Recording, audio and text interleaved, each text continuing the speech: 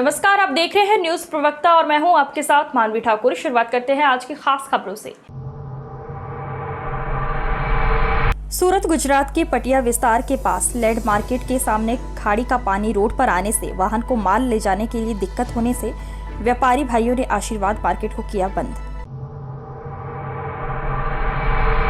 नर्मदा तट स्थित पिपलेश्वर धाम से प्रधानमंत्री श्री नरेंद्र मोदी जी के द्वारा बनाई गई योजनाओं के चलते आज पिपलेश्वर धाम में भारतीय नमो संघ का कार्यालय का उद्घाटन किया गया। भारतीय नमो संघ का उद्देश्य जनजागरण में योजनाओं का लाभ देना एवं हिंदू राष्ट्र घोषित करना और सभी योजनाओं को जन जन तक पहुंचाना। और आज दिल्ली से भारतीय नमो संघ के अध्यक्ष मनोज तोमर जी, संत श्री संतोष महाराज जी, पिपलेश्वर धाम के संरक्षक गुरु जी मोनी महाराज जी इस उद्घाटन के कार्यक्रम में सम्मिलित हुए।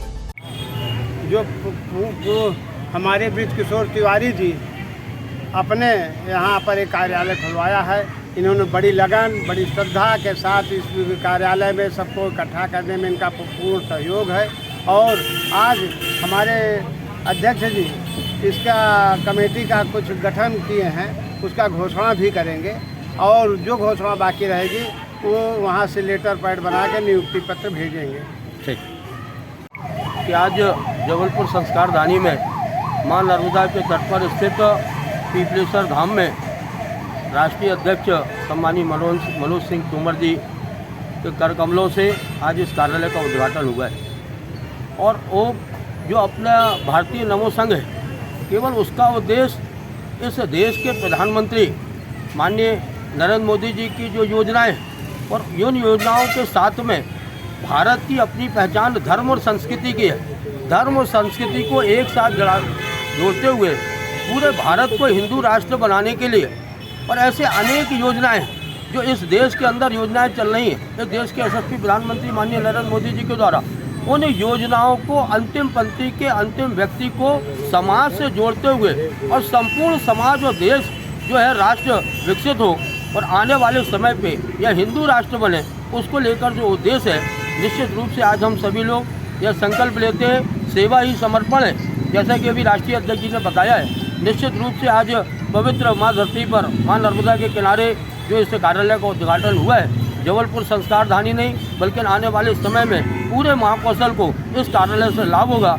जो भी लोग ऐसे होंगे जिनको उनकी योजनाओं से या धर्म और संस्कृति से अलग होकर चल रहे होंगे, उन सबको जोड़ते हुए एक धारा में लाकर इस देश के अंदर एक पवित्र हिंदू राष्ट्र को घोषित करने का जो लक्ष्य है वो हमारे भारतीय नमो संघ ने जो लिया है, निश्चित रूप से हम उसको पूरा करेंगे।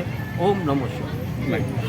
जबलपुर में आकर बहुत ही ज़्यादा उत्साहित हुई और माँ नर्मदा जी के तट पर जाकर आशीर्वाद लिया है कि देश में जो देश के भविष्य को लेकर देश के यशस्वी प्रधानमंत्री श्री नरेंद्र मोदी जी जो मेहनत प्रयास कर रहे हैं, उस प्रयास में कहीं न कहीं हम भी, हमारा जो संगठन नमो संघ अपनी भागीदारी को सुनिश्चित करें और उनके द्वारा जितने भी अभियान देश भर में देश की उन्नति प्रगति के लिए चलाए जा रहे हैं, उसमें हम अपनी सहभागिता को सुनिश्चित करेंगे। और बड़ा हर्ष का विषय है कि आज हमारे बीच में नर्मदा जी के स्थान पर पिपलेश्वर मंदिर में हमारे संत समाज के जो संयोजक आदरणीय मृत्युंजय पुरी जी महाराज हमारे बीच में हैं। हमारे नर्मदा आरती के प्रबंधक श्रीमान ओमकार दुबे जी हमारे बीच में हैं। यहाँ से 4 बार के पार्षद और एक सेवा का भाव रखने वाले श्री राम शुक्ला जी हमारे बीच में हैं। मथुरा से वृंदावन की धरती से भूपेंद्र चौधरी जी हमारे बीच में हैं। पंडित संतोष शास्त्री जी हमारे बीच में हैं। ब्रिज किशोर तिवारी जी हमारे बीच में हैं। रोहित चौरसिया जी हमारे बीच में हैं। रविशंकर जी हैं, सबरूप जी हैं और संतोष मिश्रा जी हैं। ये सभी ऐसे गणमान्य व्यक्ति हैं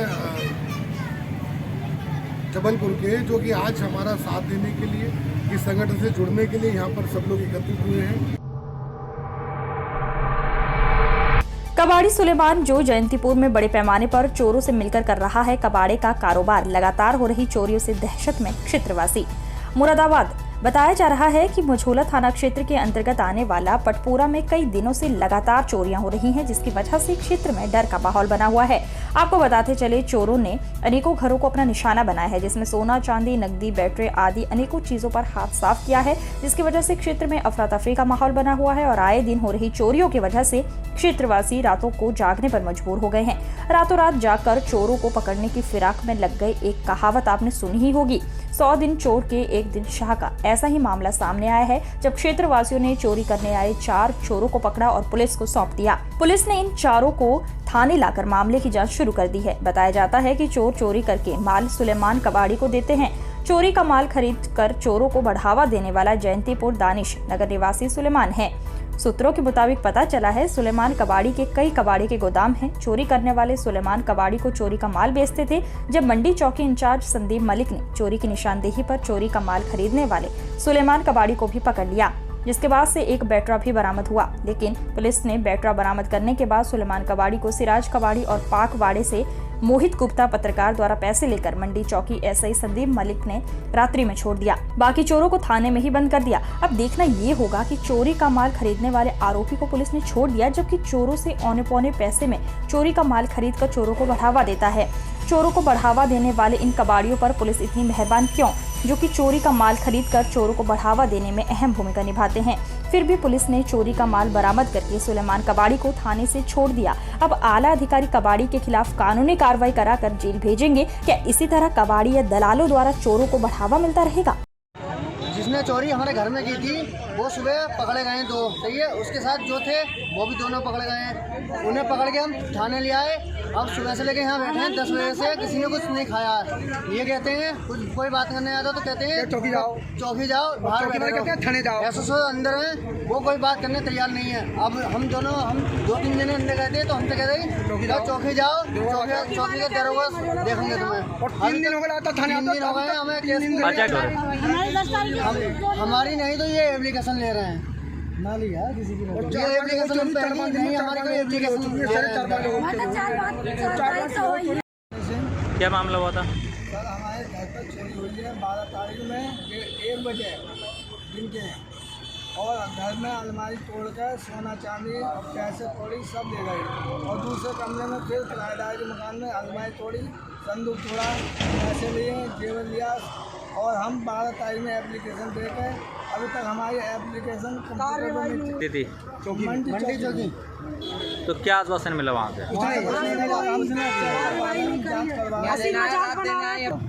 जो चोर रहे हैं वो हमने लाके बंद कर दिए। जो वहाँ का वो है रात वाली क्या हुआ था आपके साथ? घर में चोरी हुई थी, हम ऊपर सो रहे थे। कब हुई थी? 10 तारीख को रात को 1 बजे 1:28 पर। अच्छा, क्या क्या सामान चोरी हुआ? कितने का सामान था लगभग? 25 बर्तन गए थे, 5,000 रुपये, 5 चीज़ें और 1 संदूक आ गए बस। अच्छा, आज तो मुझे से थाने आए और मैं वहाँ गए थे चौकी थाने वहाँ सुनाई नहीं हुई तो यहाँ आ गए, और यहाँ ना सुनाई हुई तो वहाँ भेज रहे हैं।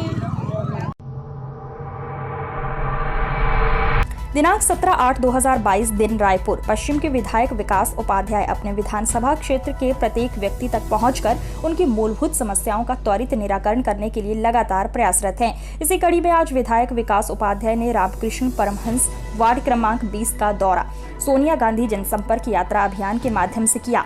बरसात के मौसम में अक्सर आमजनों को जलभराव व बिजली की समस्या से हो रही दिक्कतों का सामना करना पड़ता है। इसी पर खास ध्यान देते हुए आज विधायक विकास उपाध्याय ने अपने विधानसभा क्षेत्र की समस्याओं के निराकरण के लिए सोनिया गांधी जनसंपर्क यात्रा के माध्यम से वार्ड की जनता से रूबरू हुए और वार्ड की जनता की समस्याओं को सुनकर उसका त्वरित समाधान किया।